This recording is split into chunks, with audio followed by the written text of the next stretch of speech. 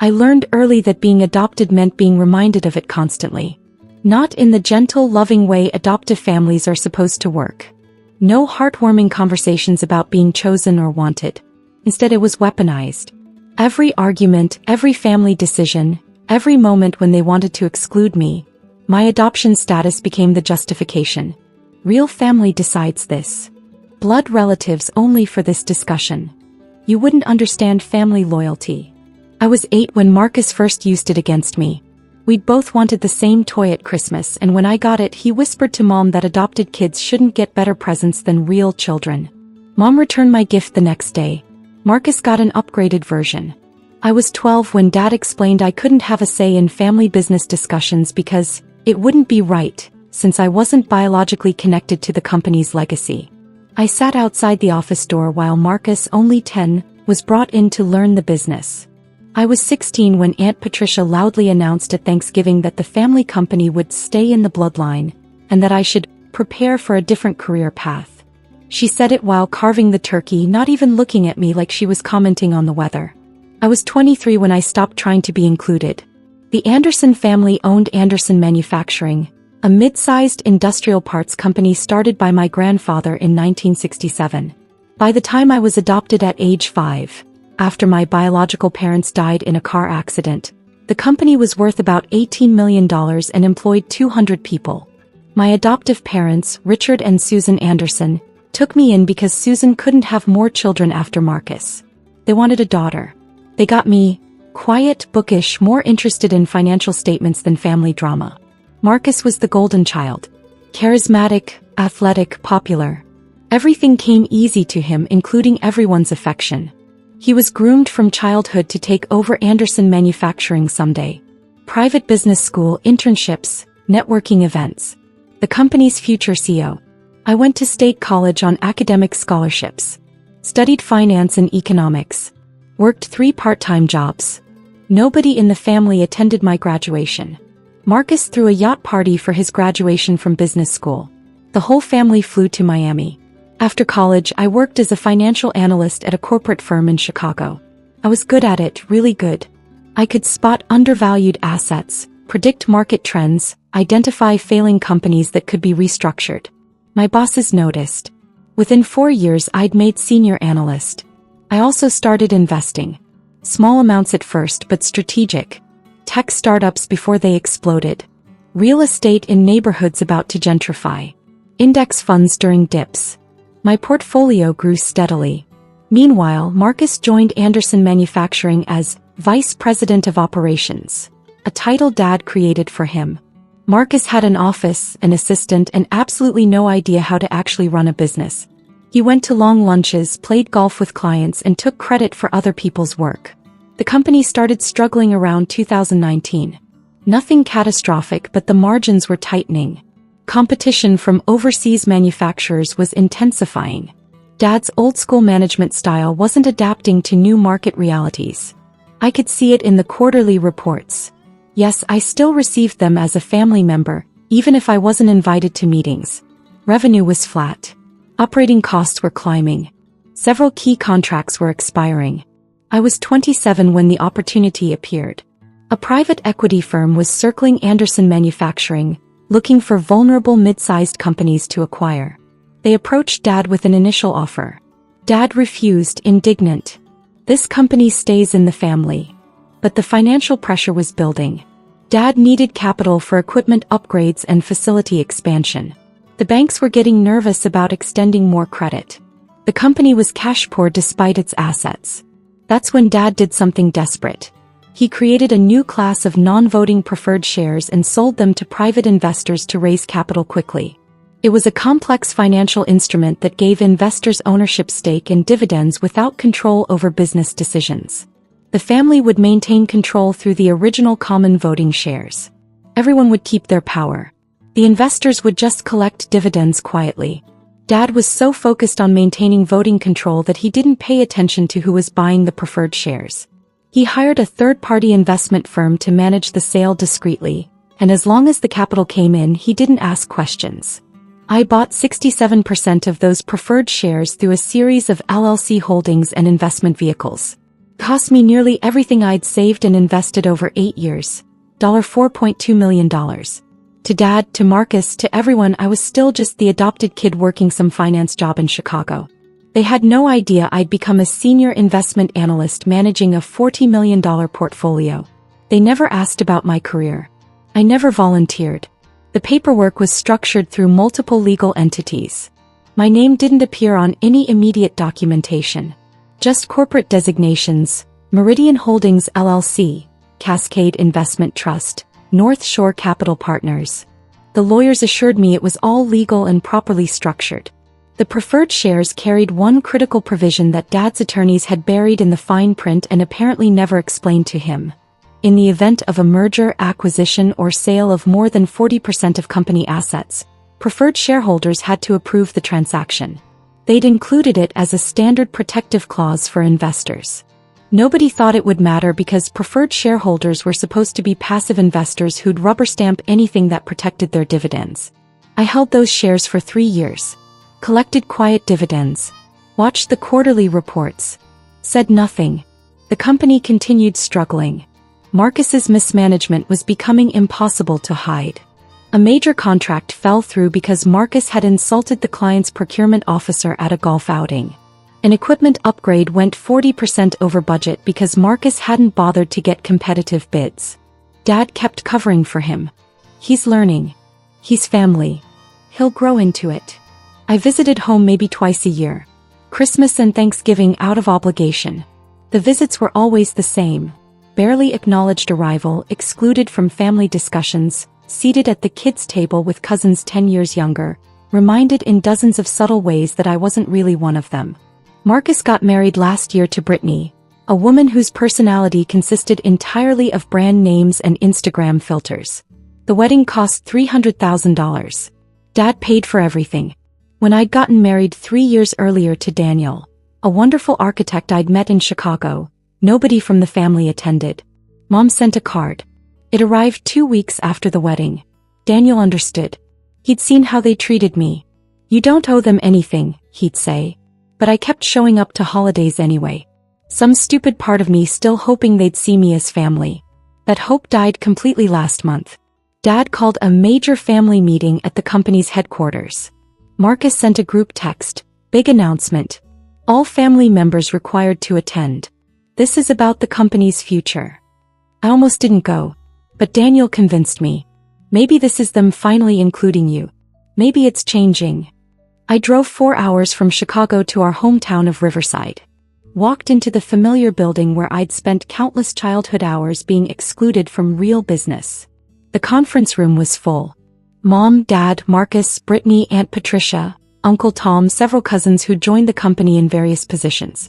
The walls were lined with photos of Anderson family leadership through the generations.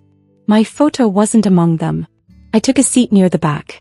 Several people glanced at me with surprise, like they hadn't expected me to actually show up. "Glad you could make it, Maya," Dad said with forced pleasantness. "Since this affects the family, we thought you should hear the news." Marcus stood at the head of the table, practically glowing with self-importance. He'd put on weight since the wedding and his expensive suit was tailored to hide it. He clicked a remote and a presentation appeared on the screen. "Anderson Manufacturing has received an incredible opportunity," Marcus announced. Titan Corp Industries has offered to acquire 60% of our company for $32 million. Excited murmurs filled the room. Aunt Patricia actually gasped. Marcus continued, clicking through slides. "This merger would give us access to Titan Corp's distribution networks, their client base, their manufacturing facilities. We'd go from a regional player to a national presence.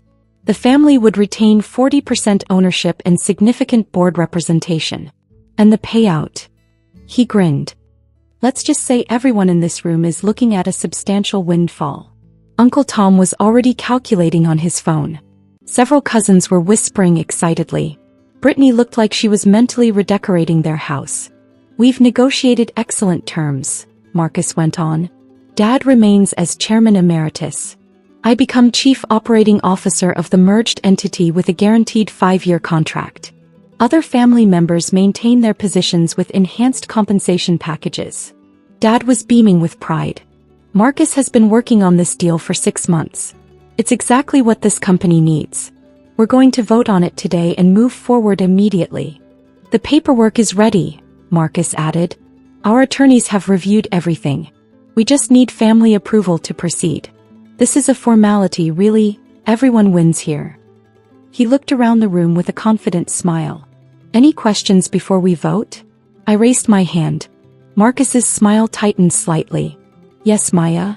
What about the preferred shareholders? The room went silent. Marcus's expression flickered with confusion. What? The preferred shares that were sold in 2020, I said calmly. The terms require preferred shareholder approval for any sale of more than 40% of company assets. This is a 60% sale. Did you contact them? Dad waved dismissively. Those are just passive investors, Maya. They don't have voting rights on company operations. They have approval rights on mergers and major asset sales, I said. It's in Section 7.3 of the Preferred Share Agreement. I've read it. Marcus looked annoyed. Why would you read that? Because I'm interested in how businesses work, I replied evenly. Well, the lawyers are handling all that technical stuff, Marcus said, his tone becoming patronizing.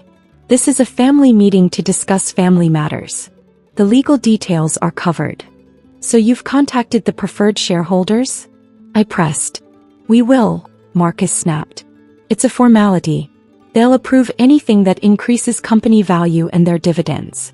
Now, if there are no other relevant questions. Actually, Aunt Patricia interrupted, I have a question. If these preferred shareholders can block the deal, shouldn't we make sure they're on board before we celebrate? Marcus's jaw clenched. We've been assured by legal counsel that investor approval is a standard formality. Now can we please focus on the family discussion? Of course, I said mildly. Sorry for the interruption.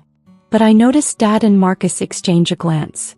A tiny seed of doubt had been planted. The family voted unanimously to approve the merger.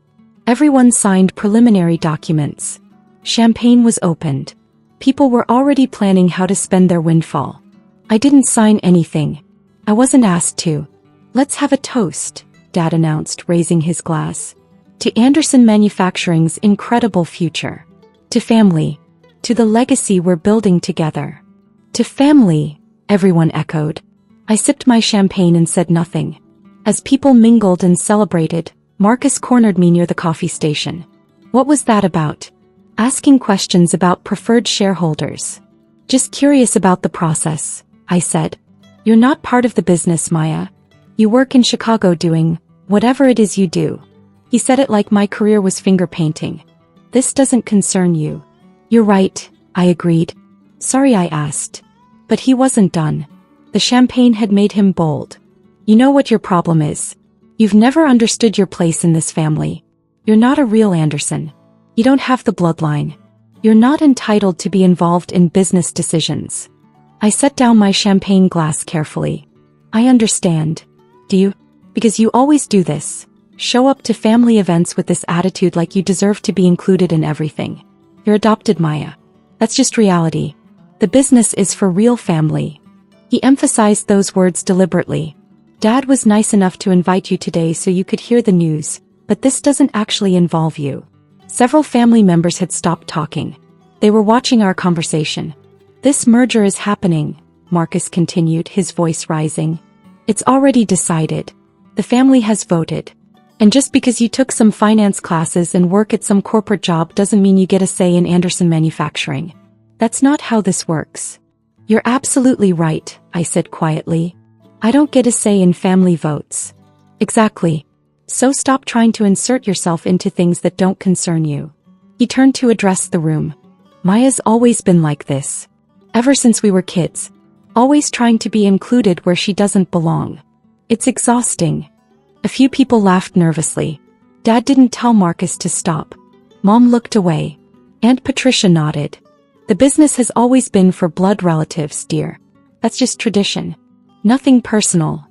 I understand completely, I said. I should probably go. Long drive back to Chicago. Yeah, probably best, Marcus agreed. We've got a lot of real business to discuss anyway. Family business. I collected my coat and bag. As I walked toward the door, Brittany called out, "Maya, don't feel bad.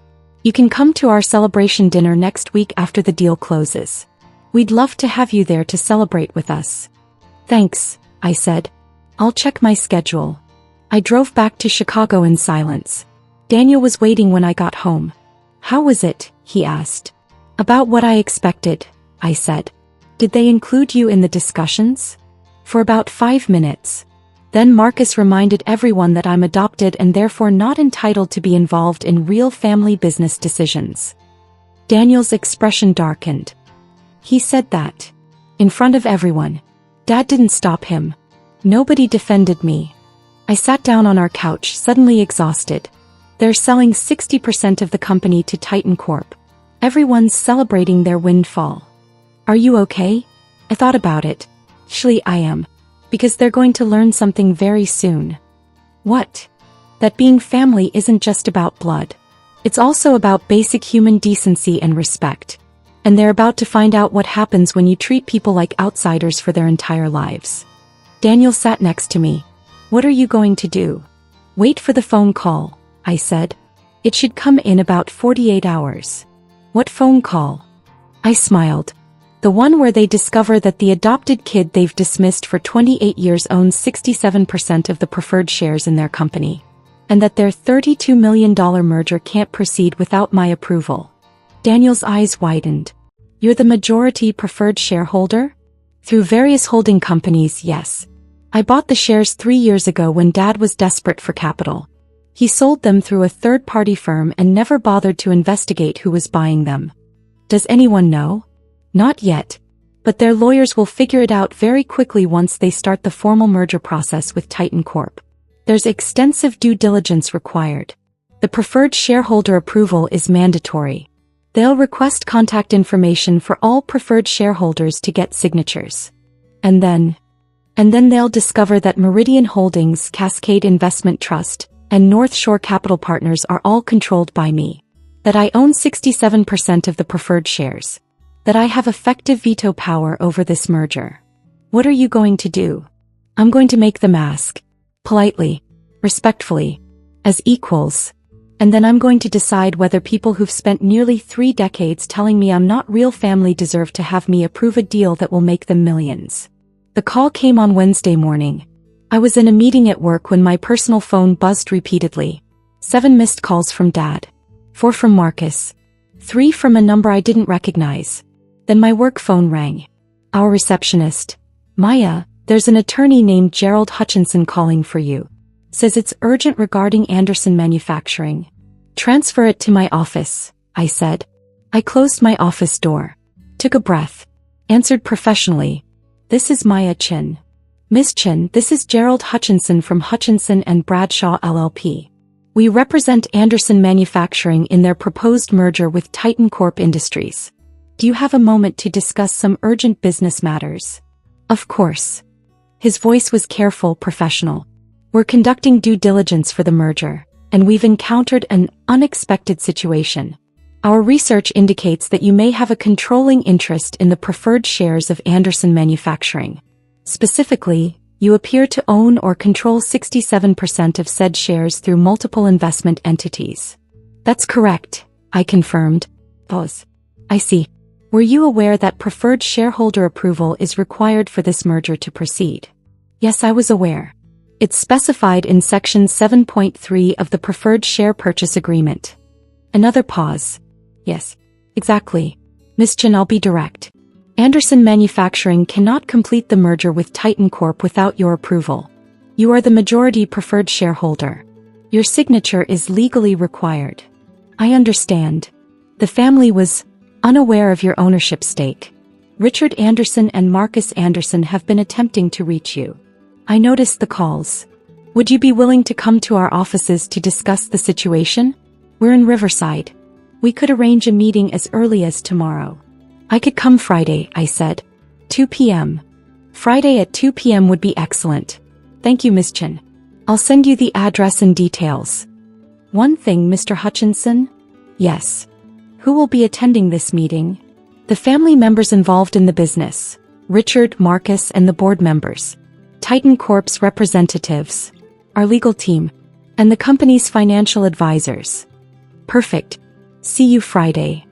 I hung up and immediately received another call. I let it go to voicemail. Then Marcus. Also to voicemail. Then a text from Marcus. Call me now. Urgent family emergency. I texted back. I have a meeting with the lawyers on Friday. We can discuss everything then. My phone exploded with calls and texts. I silenced it. Daniel brought home Thai food that night. Are you nervous? Not even a little bit, I said. I've been preparing for this my entire life. Every time they excluded me, dismissed me, reminded me I wasn't real family, they were training me not to care about their feelings. What are you going to do? I honestly don't know yet. Part of me wants to approve the merger, take my dividends and never speak to them again. Part of me wants to block it entirely just to watch Marcus's face. And part of me wants to see if they're capable of basic human decency when they need something from me. They won't apologize, Daniel predicted. Probably not. But I want them to understand that they need me. That the adopted kid they've dismissed for 28 years has power they never anticipated. That bloodlines don't matter when you're signing legal documents. Friday afternoon I drove to Riverside. I'd taken the day off work. Dressed in my best business suit, navy Tom Ford, the one I'd bought when I made senior analyst. Professional. Expensive. Powerful. The law offices of Hutchinson and Bradshaw occupied the third floor of the nicest building in downtown Riverside. The receptionist's eyes widened slightly when I gave my name. They're waiting for you in the main conference room. Right this way. She led me down a hallway lined with oil paintings and mahogany paneling. Through the glass walls of the conference room I could see them all waiting. Dad at the head of the table looking 10 years older than I'd seen him last week. Marcus next to him, jaw clenched. Mom in the corner wringing her hands. Aunt Patricia, Uncle Tom, the corporate lawyer Mr. Hutchinson surrounded by stacks of documents. Two people I didn't recognize, probably from Titan Corp. And a nervous-looking accountant with a laptop. The receptionist opened the door. Ms. Maya Chin. Every head turned. The room went silent. I walked in confidently, heels clicking on the marble floor. Good afternoon. Mr. Hutchinson stood immediately. Miss Chin, thank you so much for coming. Please have a seat. He gestured to a chair directly across from Dad and Marcus. I sat down, placed my bag beside me and folded my hands on the table. Waited. Dad spoke first. His voice was strained. Why, I think there's been some kind of mistake. Gerald here seems to think you own preferred shares in Anderson Manufacturing. There's no mistake, I said calmly. I own 67% of the preferred shares. I purchased them in 2020 through multiple investment vehicles when the company needed capital. Marcus's face was red. That's impossible. We would have known. You didn't ask, I interrupted gently. The shares were sold through a third-party investment firm. You received the capital you needed. You never inquired about the purchasers' identities. Mr. Hutchinson cleared his throat.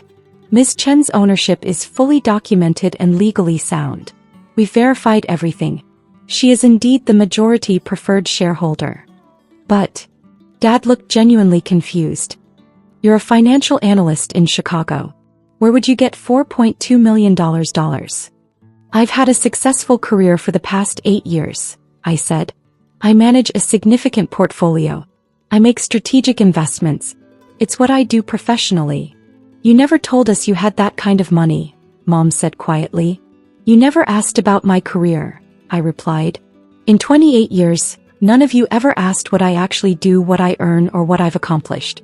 You assumed I was struggling because that fit the narrative you'd created. Silence. Marcus found his voice. Hey, fine. You own some shares. But this is just a formality, right? You'll approve the merger? It benefits everyone, including you. Your dividends would increase significantly. I'm aware of the financial benefits, I said. So you'll sign? Dad asked hopefully. I looked at him directly. That depends. On what? Marcus demanded.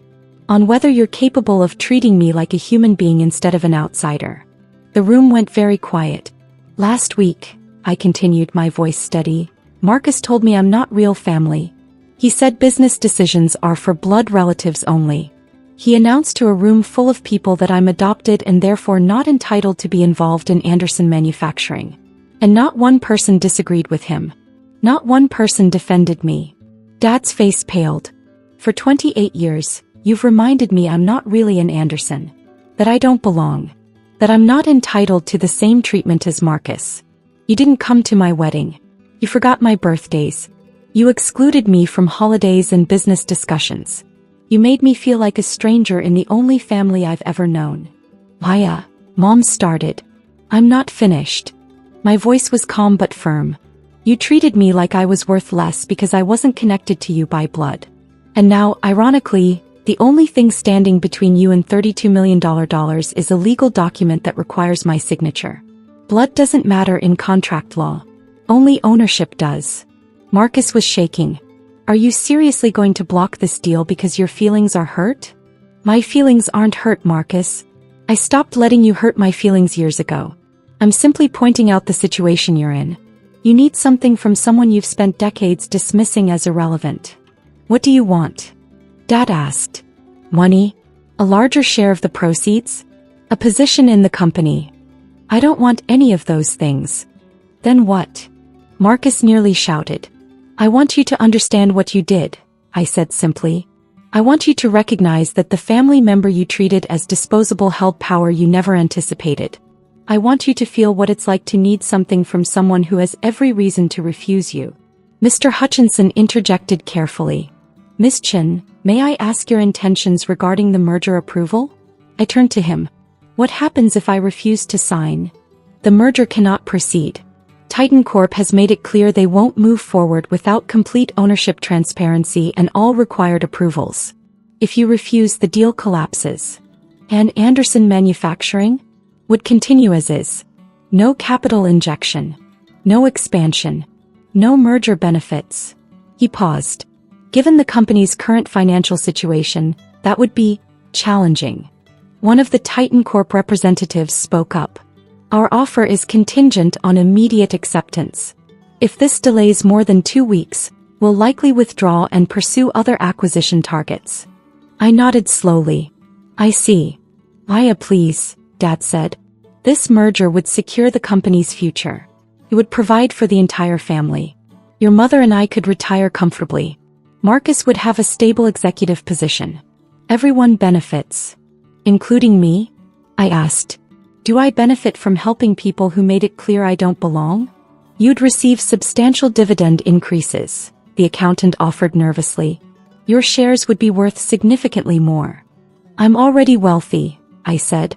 I don't need more money. I need to decide whether people who've treated me as less than family for 28 years deserve my help. Marcus stood up abruptly. This is ridiculous. You're seriously going to torpedo a $32 million deal because you're bitter about childhood stuff? Grow up, Maya. This is business.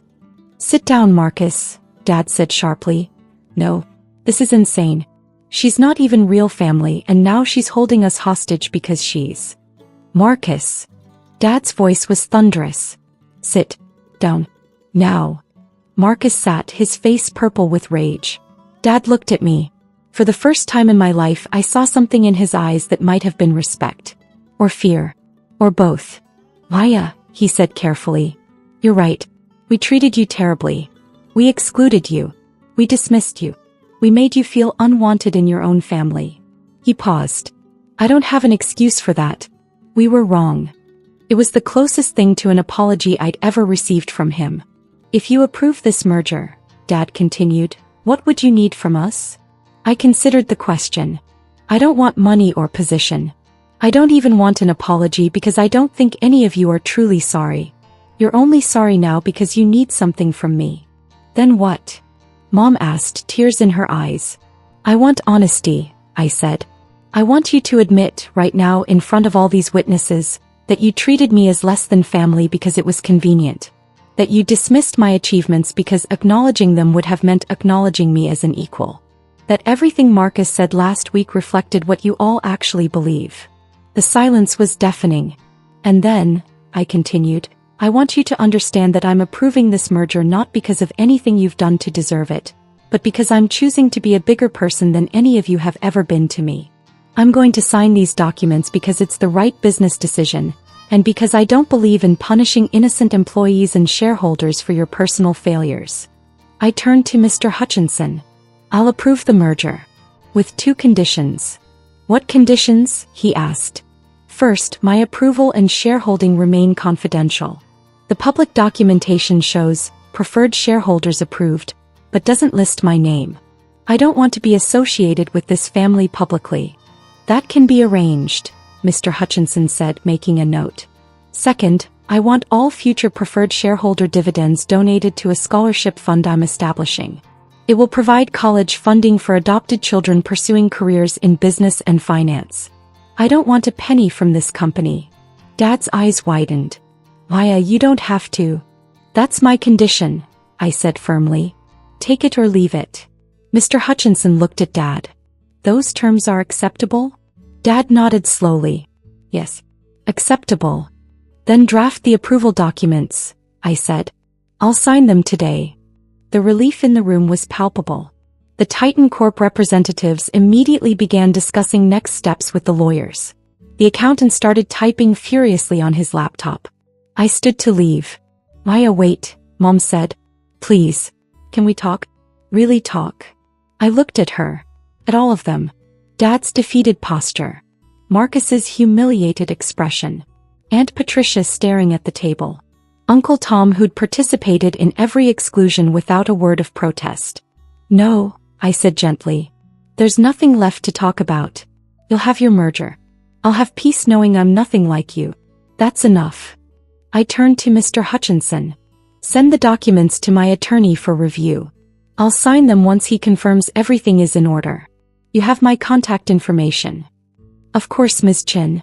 Thank you for your cooperation. I walked toward the door. As I reached it, Marcus called out. You think you're better than us? I turned back. No, Marcus. I don't think I'm better than you. I know I'm different from you. I know that when I had power over people who hurt me, I chose compassion over revenge. You would have never done the same. This isn't over, he said. Yes, it is, I replied. After the merger closes, I'm selling all my shares. I'm severing every financial connection to Anderson Manufacturing and to this family. You'll never need anything from me again. And I'll never have to pretend we're family. I walked out of the conference room, down the hallway, out of the building, got in my car, drove away from Riverside and everything it represented. My phone buzzed. A text from Daniel. How did it go? I smiled. I'll tell you over dinner. But the short version. I approved the merger, established a scholarship fund for adopted kids, and walked away from the family forever. I feel lighter than I have in years. 3 weeks later, the merger closed. Anderson Manufacturing became part of Titan Corp Industries. The family members received their payouts. My preferred shares converted to Titan Corp stock, which I immediately sold. The scholarship fund was established with my proceeds. The Maya Chin Foundation for Adopted Scholars. First-year funding. Full tuition, room and board for 12 students. I received one letter from Dad afterward. I didn't open it. I donated it to the foundation's office to use as scratch paper. Marcus sent angry texts for a week. I blocked his number. Mom tried calling several times. I didn't answer. The last contact I received was from Aunt Patricia, 6 months later. A wedding invitation for my cousin's ceremony. I wasn't listed in the family lineup. I was invited and guessed like a distant acquaintance.